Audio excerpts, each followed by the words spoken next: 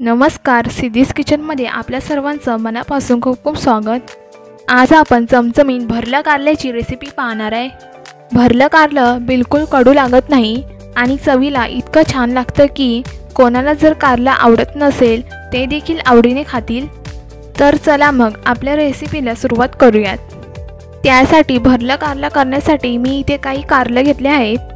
छोट्या साईजचे आहेत, कोवळे आहेत कारले।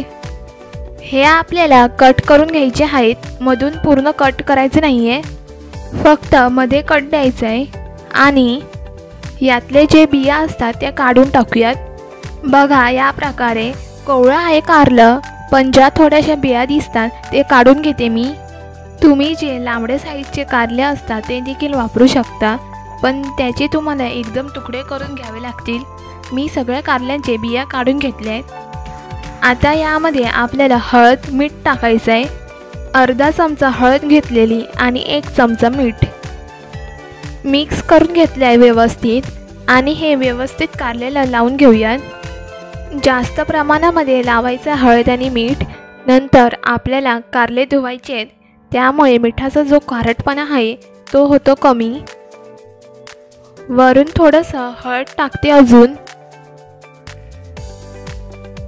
आता यावरती झाकण ठेवायचं आहे आपल्याला आणि 10 ते 15 मिनिटं बाजूला ठेवणार आहे।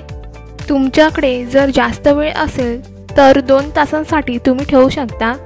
तोपर्यंत आपण मसाला तयार करूयात। इथे कढईमध्ये मी 1 वाटी शेंगदाणे टाकले। शेंगदाणे थोडेसे भाजून घ्यायचेत आपल्याला। शेंगदाणे भाजून झालेत। आता यामध्ये आपल्याला खोबरं टाकायचं आहे। 1 मोठा चमचा खोबरं किसून घेतलं आहे मी, सुकं खोबरं। त्याचबरोबर 2 चमचे तीळ घेतलेत, पांढरे तीळ, ते पण टाकून घेतलेत यामध्ये। आता खोबरं आणि तीळ पण भाजून आपल्याला शेंगदाण्याबरोबर घ्यायचं आहे। छान खरपूस झाला पाहिजे। सगळं भाजून झालं आहे आपलं व्यवस्थित। आता हे थोडंसं थंड करून आपल्याला मिक्सरच्या भांड्यामध्ये काढायचं आहे। यामध्ये अर्धा चमचा जिरा टाकायचा आहे। इथे 10 ते 12 लसूण पाकळ्या घेतल्या आहेत मी, यामध्ये टाकून घेऊयात। त्यानंतर 1 मोठा चमचा लाल तिखट घेतला आहे। त्यानंतर अगदी थोडीशी हळद टाकायची आहे आणि चवीपुरता मीठ। हा मसाला मी मिक्सरला फिरवून घेतला आहे। खूपच छान वास सुटला याचा, खमंग अगदी।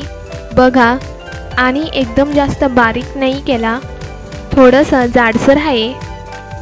कारल्याला पण बाजूला ठेवून 10 ते 15 मिनिटं झाली आहेत। आपण ह्याला धुवून घेऊयात। 1 ते 2 पाण्याने तरी कारला स्वच्छ धुवून घ्यायचं आहे, म्हणजे याचा तो कडवटपणा असतो तो कमी होतो।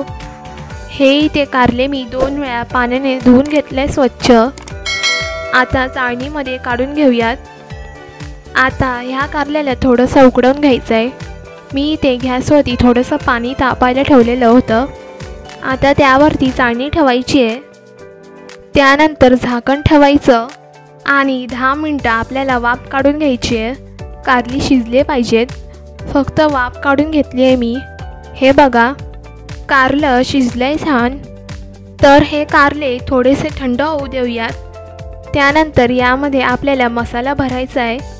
मसाल्यामध्ये आपण सगळ्या साहित्य टाकलेल्या, फक्त आता मी बारीक चिरलेली कोथिंबीर टाकून घेतली आहे। यामध्ये आपल्याला हवं तेवढं पाणी टाकायचं आहे आणि मिक्स करून घ्यायचं आहे हा मसाला। आपण जर कोरडाच वापरला तर जेव्हा आपण कारली परततो तेव्हा तो बाहेर येऊ शकतो, त्यामुळे थोडंसं पाणी टाकायचं, खूप जास्त पण नाही। तर आपला मसाला तयार आहे। आपण कारल्यामध्ये भरून घेऊयात। मसाला व्यवस्थित भरायचा आहे कारल्यामध्ये। हे बघा, तुम्हाला हवा असेल तर ह्यामध्ये तुम्ही थोडीशी चिंच आणि गूळ पण टाकू शकता, पण खरं तर याची काही गरज नाही। मी इथे कारले भरून घेतलेत, तर ह्याला फ्राय करून घ्यायचं आहे आपल्याला।